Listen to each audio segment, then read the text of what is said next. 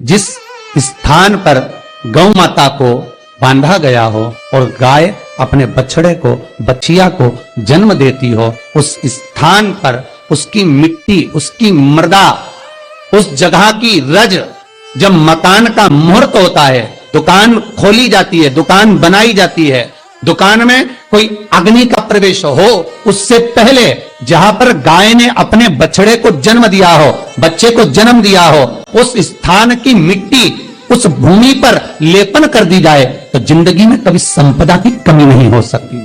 ये दूसरी मृदा स्कंद पुराण वर्णन करती है, धेनु मानस वर्णन करती। दूसरी गीता प्रेस गोरखपुर का गो अंक वर्णन करता है, जहां पर गौ माता बंधी हो, जहां पर गौ माता नित्य स्मरण करती हो और गाय के बच्चों का जन्म होता हो, और वो भी देसी गाय, देसी बच्चों को जन्म दे, विदेशी नहीं, जर्सी नहीं, हो देसी बछड़ा हो, देसी ही गाय।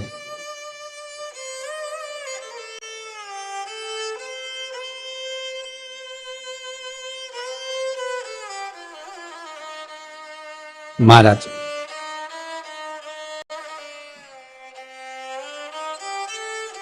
जहां पर गौ माता बंधती हो, गाय अपने बछड़े को जन्म देती हो, गाय अपने बच्चिया को जन्म देती हो, उस जगह की मिट्टी बड़ी प्रबल होती है, बड़ी प्रखर। यहां तक शिव महापुराण की कथा कहती है, स्कंद पुराण कहती है, धेनु मानस कहती है, गीता प्रेस गोरखपुर का गो अंक वर्णन करता है। महाराज गौ माता के खुर, गौ माता के चरण जहां पर नित्य प्रति पढ़ते हो, नित्य प्रति पढ़ रहे हो,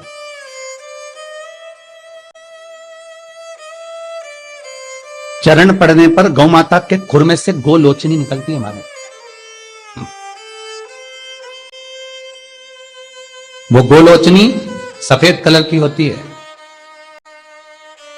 उसको आप ऐसे पटक देंगे तो बिल्कुल ऐसा लगेगा जैसे लकड़ी है, पर वही गोलोचनी को आप दूध में डाल देंगे तो चलना चालू कर देती है। उसको कहते हैं गोलोचनी।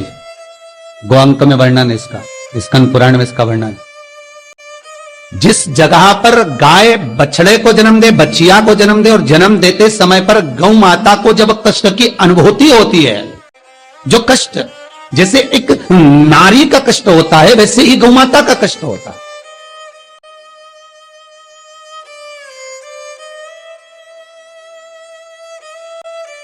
और वो कष्ट के समय पर खुर में से गौलोचनी गौ माता के कष्ट को हरने के लिए प्रकट होती है।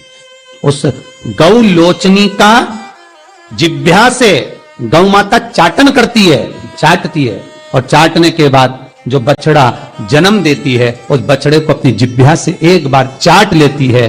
दुनिया में केवल एक गौ माता का बछड़ा ही ऐसा है कि वो गौलोचनी की जिह्वा से चाटने के बाद बछड़ा तुरंत उठ के खड़ा हो जाता है। दुनिया में एक शेरनी भी अपने बच्चे को जन्म दे, एक चीता भी अपने बच्चे को जन्म दे, भैंस भी अपने बच्चे को जन्म दे, एक कुत्ता भी अपने बच्चे को जन्म दे, दुनिया में कोई अपने बच्चे को जन्म देगा तो बच्चे को उठने में, संभलने में समय लगता है। पर दुनिया में केवल एक गौ माता ऐसी है कि गौ माता अपने बच्चे को जब जन्म देती है, जन्म देने के कुछ देर बाद जब गौ लोचनी की जिह्वा से चाट लेती है, बच्चा उठकर खड़ा हो जाता है। दुनिया में केवल एक गौ माता है। गौलोचनी ढूंढो, हम ये नहीं कहते कि तुम गौ माता के पांव में ढूंढना प्रारंभ कर दो, आप तो मत ढूंढो। गौलोचनी जहां गिरी है उस रज का भी बड़ा महत्व, अर्थात गाय ने जहां बछड़े को जन्म दिया उस भूमि पर गौलोचनी पड़ी है, और वो गौलोचनी हमारे जीवन का सुख का अनुभव करा देती। वो गौलोचनी हमारे जीवन का आनंद का अनुभव करा देती है। इसलिए शास्त्र कहता है कि नई दुकान बन रही हो, नया मकान बन रहा हो, महाराज नई कोई प्रॉपर्टी आपने खरीदी है और उसमें कोई व्यापार चालू करना चाहते हो, तो पहले गाय जहां पर बछड़ा बच्चिया को जन्म दिया हो, भले पहले दिया हो, पर जमीन तो वही है, रस तो वही है, वहां की मिट्टी का लेपन करने से वो सुख, वो आनंद, वो संपदा बढ़ जाती है। यहां तक शिव महापुराण की कथा कहती है, स्कंद पुराण यहां तक कहती है कि मान लो कोई नया मकान आप बना रहे हो और वास्तु वाले को दिखा दिखा कर बनाया है, तो भी उसमें कोई कमी अगर रह गई, क्योंकि आज वास्तु वाला नहीं बोलेगा तो 15 दिन बाद दूसरे वास्तु वाले को दिखाओगे, वो कह देगा इसमें ये गलती है, तीसरे वास्तु वाले को लगा वो कह देगा वो गलती है, और जिस वास्तु वाले से मकान बन रहा है वो तो क्या मैंने बढ़िया सब देख कर बताया बनाया, एक एक वास्तु के हिसाब से बनाया, तुमने भले वास्तु के हिसाब से बनाया, तुमने भले वास्तु के हिसाब से बनाया, पर जितने वास्तु वालों को बुलाओगे वो कुछ ना कुछ ऐब उसमें निकाल ही देंगे, ये पक्का निकालेंगे।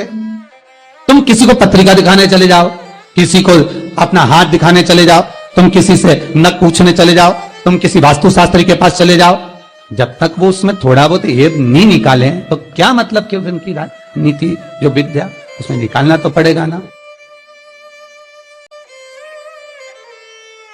थोड़ा बहुत भय तो उत्पन्न करना पड़ेगा ना। पर शिव महापुराण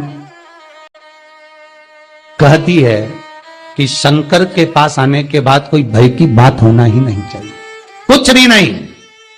क्या दुख, क्या तकलीफ, क्या कष्ट, अगर शंकर का अनुमोदन कर रहे हो, शिव का स्मरण कर रहे हो, तो फिर सोचना नहीं है, जो होगा शंकर करेगा वो होगा। अगर किसी व्यक्ति को चर्म रोग हो गया, कुष्ठ रोग हो गया, चमड़ी सफेद पड़ गई, रोग समाप्त नहीं हो रहा, बढ़ते जा रहा है, औषधियां आपने बहुत कर ली, तो 3 जगह की मिट्टी आपको फल प्रदान करेगी। पहला, सूर्य कुंड की मिट्टी। स्कंद पुराण सूर्य कुंड कहां पर है, तो कहा दतिया और झांसी के बीच में सूर्य कुंड निवास करता है। उस सूर्य कुंड की मिट्टी को लाकर जिस व्यक्ति को कुष्ठ रोग हो गया हो, शरीर की चमड़ी सफेद पड़ गई हो, स्कंद पुराण कहती है सूर्य कुंड की मृदा लगा लेने से 5 से 7 दिन में रोग समाप्त होने लगता है महाराज। पर सूर्य को सर्वाधिक प्रियता क्या?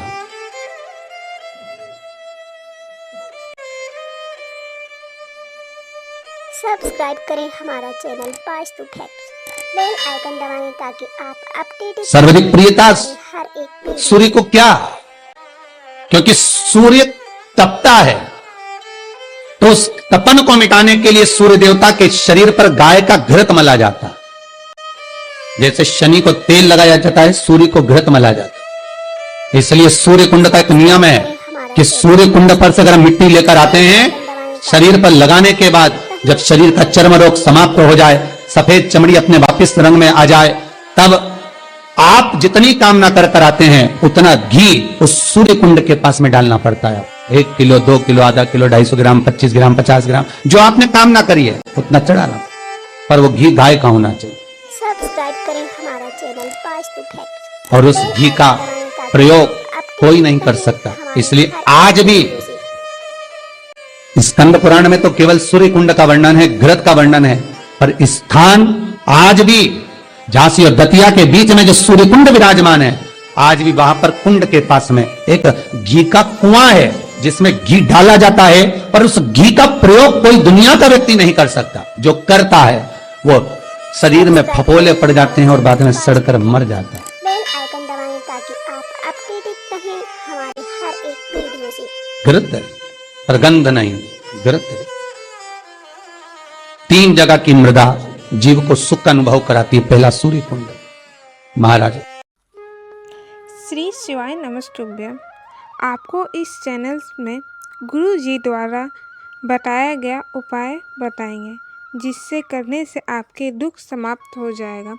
ऐसे ही गुरु जी द्वारा बताए उपाय जानने के लिए हमारे चैनल को सब्सक्राइब ज़रूर करें। महादेव की कृपा आप पर और आपके परिवार पर हमेशा बनी रहे। हर हर महादेव।